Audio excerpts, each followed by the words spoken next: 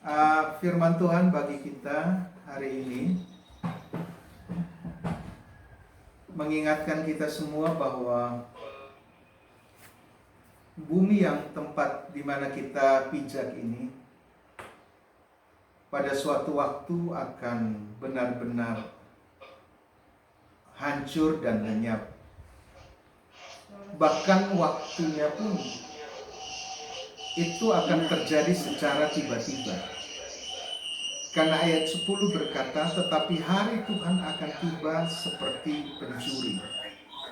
Kenapa hari Tuhan itu akan tiba seperti pencuri? Ini berbicara tentang orang-orang yang ketika Tuhan datang, mereka tidak dalam kondisi bersiap-siap. Sehingga waktu itu sama seperti waktu seorang pencuri yang datang mengambil sesuatu dan didapati bahwa tuan rumahnya itu sedang terlelap. Demikian juga yang akan terjadi kepada banyak orang di dunia ini. Karena kenikmatan dunia, karena keinginan-keinginan dunia dan kenyamanan dunia yang dinikmati hari-hari ini, membuat banyak orang kemudian terlena dan tidak pernah mempersiapkan dirinya secara sungguh-sungguh. Sehingga kedatangan Tuhan bagi mereka itu sama seperti seorang pencuri. Tetapi bagi orang percaya yang setiap hari membangun hubungan dengan Tuhan, orang percaya yang setiap hari terus merindukan langit baru, bumi baru, yang terus merindukan kehidupan bersama-sama dengan Tuhan, waktu itu bukan lagi waktu sama seperti kedatangan seorang pencuri. Karena mereka telah didapati senantiasa setia. Mereka telah didapati senantiasa berjaga-jaga dalam hidupnya. Sehingga bagi orang percaya waktu kedatangan Tuhan itu adalah suatu waktu yang sudah dinanti-nantikan senantiasa. Sehingga tidak mengagetkan mereka, tidak membuat mereka menjadi takut. Tetapi itu adalah waktu yang sudah dinanti-nantikan sekian lama. Tetapi bagi orang-orang yang tidak selama hidupnya tidak pernah mempersiapkan diri dan tidak merindukan Tuhan sepantasnya, sewajarnya sebagai orang-orang percaya, maka tentu waktu-waktu itu akan menjadi waktu-waktu yang mengerikan bagi mereka. Waktu itu Tuhan berkata, pada hari itu langit akan lenyap dengan gemuruh dan dahsyat, dan unsur-unsur dunia akan hangus dalam nyala api, dan bumi dan segala yang ada di atasnya akan hilang lenyap. Berarti tempat yang kita tempati ini tragis. Ini suatu waktu akan hilang, lenyap. Bahkan seluruh unsur yang ada di dalam dunia, segala yang ada di dalam dunia, keindahannya, kenikmatan yang selama ini dikejar oleh banyak orang, harta kekayaan yang ditinggal di bumi yang dicari dengan susah payah, semua yang dimiliki oleh orang-orang yang tidak mempersiapkan dirinya dan mengandalkan mamon dan kekuatan dunia ini sebagai kebanggaan dan kemuliaan diri mereka. Suatu waktu firman Tuhan berkata bahwa ketika pada hari itu langit akan lenyap dan gemuruh yang dahsyat, itu hari yang sangat mengerikan. Dan unsur-unsur dunia ini akan hangus dalam nyala api. Berarti yang kita miliki semua yang di bumi ini adalah segala yang sifatnya bisa dibakar oleh nyala api. Semua harta yang kita miliki di bumi, semuanya bisa dibakar dalam sekejap mata.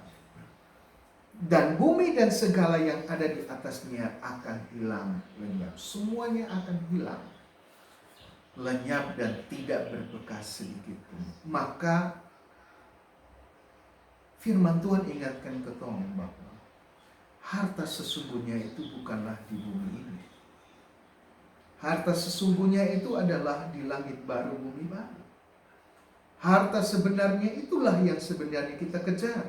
Semua yang ada di bumi kalau dikatakan bahwa akan hangus dalam nyala api. Dan semua unsur-unsur dunia pun akan hangus dan segalanya akan hilang lenyap. Maka betapa tragisnya dan betapa saat-saat itu adalah saat-saat yang menyakitkan bagi orang-orang yang selama hidup di bumi menaruh kemuliaan mereka kepada harta yang ada di bumi. Akan sangat menyakitkan karena semua yang mereka cari dengan susah payah itu akan hilang lenyap, akan hancur semua dalam nyala api. Semua yang dikerjakan, semua manusia yang menaruh harapannya, kenikmatannya, kesenangannya kepada seluruh unsur-unsur dunia dan segala yang ada di dunia, menaruh kebanggaan kemuliaannya kepada harta dunia, semuanya akan hilang pada waktu itu. Otomatis juga dengan semua orang-orang yang memberikan hidupnya bagi kesenangan-kesenangan dunia. Berarti itu adalah saat-saat yang sangat penuh dengan tangisan dan air mata. Ada banyak jeritan pada waktu itu. Oleh sebab itu Alkitab berkata hari Tuhan itu akan tiba seperti pencuri. Karena bagi orang-orang yang tidak mempersiapkan diri, itu adalah malapetaka besar. Tapi orang-orang yang telah terbiasa selama hidup di bumi menaruh pengharapan kepada Yesus yang berjuang untuk menyimpan harta abadi mereka di langit baru, bumi baru.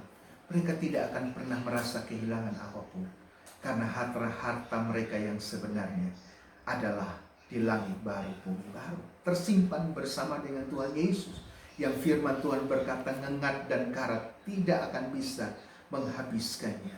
Nyala api tidak terjangkau kepada semua yang tersimpan di langit baru, bumi baru. Oleh sebab itu bagaimana perjuangan kita sekarang ini kalau kita tahu bahwa langit dan semua isinya akan hilang begitu dalam sekejap waktu, akan lenyap begitu rupa. Maka sebenarnya itu mengingatkan kita supaya marilah lebih berjuang untuk memiliki harta di dalam kekekalan, yaitu kehidupan bersama dengan Tuhan, perjuangan untuk memiliki batin yang mulia, batin yang kudus, yang tidak bercacat, tidak bercela, yang memiliki pikiran dan perasaan yang sama seperti Yesus Kristus Tuhan, yang memiliki jiwa yang melakukan kehendak Bapa di surga. Itu adalah harta abadi yang tersimpan di dalam kekekalan. Itulah harta yang sesungguhnya. Oleh sebab itu, betapa hari-hari ini mengejutkan banyak orang, ya, kondisi virus dunia ini mengejutkan banyak orang dan membuat orang panik, stres karena yang mereka harapkan dari dunia ini hari-hari ini itu tidak tercapai. Banyak usaha yang kemudian tutup, biasanya omset dan pekerjaan mereka menguntungkan, saat-saat seperti ini mengalami kerugian, mengalami kesusahan. Ini merupakan peringatan bahwa ada waktu yang lebih mengerikan lagi, di mana semuanya tidak bisa kita lihat karena semuanya akan tersapu oleh nyala api yang besar, sama seperti Sodom dan Gomora, yang dimana akan dihanguskan dengan nyala api yang turun dari surga. Dan itu sangat-sangat mengerikan sekali. Oleh sebab itu, kalau kita yang sudah terbiasa memiliki hati yang tersimpan dengan Kristus, yang telah berjuang sampai hari ini untuk memiliki harta abadi di surga, kondisi-kondisi seperti ini makin menguatkan kita bahwa benar bahwa dunia yang kita pijak ini suatu saat akan lenyap. Oleh sebab itu makin membuat kita makin bergairah untuk mencari Tuhan lebih sungguh-sungguh dan berjuang untuk memiliki pikiran, perasaan, batin yang benar, yang diperbaharui setiap hari, hidup yang berkenan kepada Bapa di surga. Karena itulah harta kita yang abadi. Ya, harta kita adalah di dalam diri kita, roh kita, jiwa kita yang hidup melakukan kehendak Bapa. Itu adalah harta yang luar biasa. Pengalaman-pengalaman yang kita alami hari-hari ini melewati kondisi dunia saat ini sebenarnya makin membuat batin kita itu makin mengasihi Tuhan. Kita akan keluar mungkin suatu saat dari kondisi seperti ini, tetapi kita bersyukur kalau kondisi seperti ini kemudian akhirnya melahirkan jiwa yang makin sungguh-sungguh mengejar hadirat Tuhan lebih daripada yang lain. Oleh sebab itu kalau kita makin mengerti, habis. Habis nanti 40 menit sana. Wow. Beta YouTube, nanti share di YouTube. Kita makin mengerti akan kondisi hari-hari ini, maka kita harus berjuang benar-benar. Firman Allah berkata pada ayat yang ke-11, jadi jikalau segala sesuatu ini akan hancur secara demikian, ya, maka betapa kita harus hidup suci dan saleh. Kamu harus benar-benar hidup berkenan kepada Tuhan.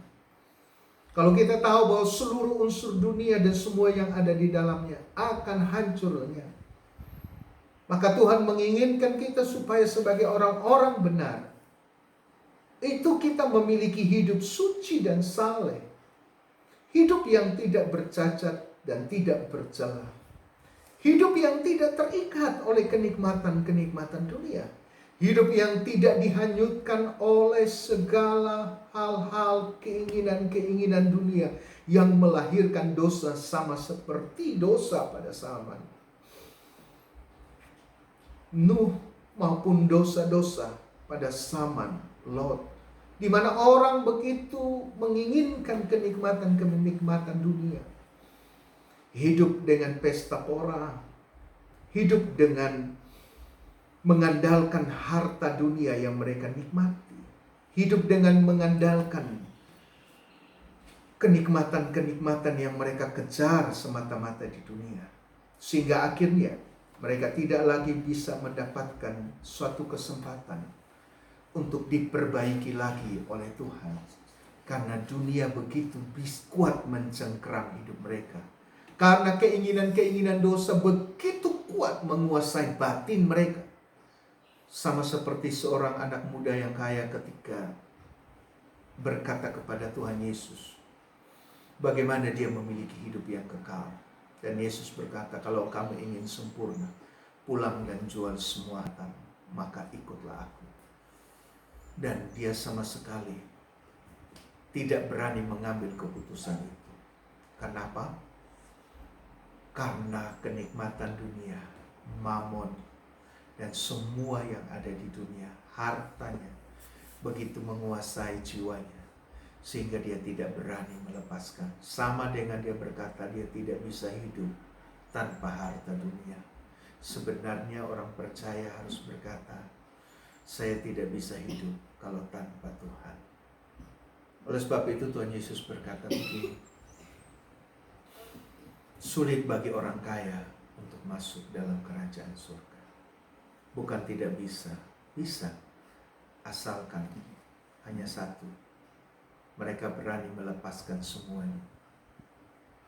Sekalipun memilikinya, tetapi tidak menguasai dan mengikat hidup mereka. Hanya Tuhan Yesus satu-satunya yang harus menjadi harta abadi dalam semua jiwa orang percaya. Susah kalau orang sudah terikat dengan dunia ini. Mereka susah menjadikan Yesus sebagai Tuhan bagi mereka. Paling-paling Tuhan hanya dijadikan sebagai Tuhan yang memuaskan keinginan mereka. Oleh sebab itu apa yang harus kita miliki? Berjuang untuk memiliki hidup suci, berjuang untuk hidup saleh.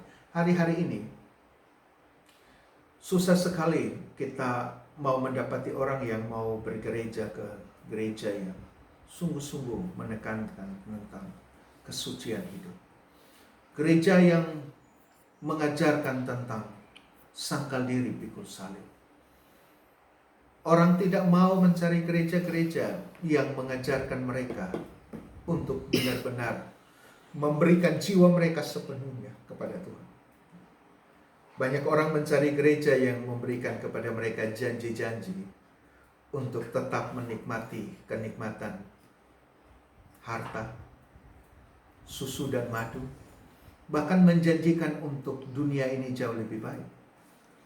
Banyak gereja, banyak orang Kristen yang lebih senang untuk pergi ke gereja-gereja yang mengajarkan mereka untuk terus menikmati berkat-berkat, terus meminta mengklaim janji-janji Tuhan, untuk meminta Tuhan memberkati terus hidup mereka sehingga mereka makin kaya.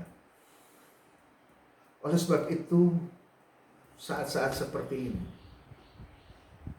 kita sebagai orang percaya selektif dalam memilih mendengarkan kebenaran-kebenaran firman Tuhan. Selektif untuk mencari dan mendengarkan firman Tuhan yang bisa membuat kita hidup berkenan kepada Tuhan. Kalau kebenaran-kebenaran itu tidak menekankan kita untuk hidup kudus, hidup berkenan kepada Tuhan dan melakukan kehendak Tuhan sungguh-sungguh, bahkan sampai menyerahkan nyawa untuk kemuliaan Tuhan, maka sebaiknya kita pikirkan. Tapi kalau saudara ada di dalam pelayanan gereja Tuhan yang menekankan tentang kebenaran-kebenaran ini, maka saudara dan saya, kita semua ada di tempat yang sangat tepat. Karena memang inilah yang harus kita lakukan. Oleh sebab itu kita menjadi orang percaya yang benar, hidup suci, hidup saleh, hidup kudus. Itu Alkitab berkata, kita menjadi orang percaya yang mempercepat kedatangan hari Tuhan. Oleh sebab itu, marilah makin terus berjuang untuk hidup berkenan kepada Tuhan. Maka kita akan masuk dalam golongan orang-orang yang mempercepat kedatangan Tuhan Yesus kedua kali. Oleh sebab itu, mari di hari-hari ini, hari Minggu ini, ambil komitmen setiap hari. Tuhan, aku mau hidup kudus. Aku mau hidup berkenan kepada Bapa di surga. Aku mau berjuang memiliki pikiran perasaan seperti Yesus Kristus. Aku mau hidup berkenan kepada Bapa di surga. Pikiran yang kudus, pikiran perasaan yang berkenan, hidup yang setiap hari kudus. Pakai perkataan-perkataan yang membangun, jangan menyakiti hati orang lain. Memiliki pikiran yang kudus setiap hari dan berjuang untuk melakukan kehendak Bapa di hari-hari hidup kita yang singkat dan di saat-saat bumi yang semakin penuh dengan kejahatan, kekacauan di mana-mana. Waktu Tuhan akan segera datang. Oleh sebab itu, mari terus berjuang untuk hidup berkenan kepada Tuhan. Hidup kudus sama seperti Yesus Kristus. Hidup kudus dan melakukan kehendak Bapanya. Kita pun menjadi orang-orang percaya yang hidup sama seperti Yesus hidup. Amin.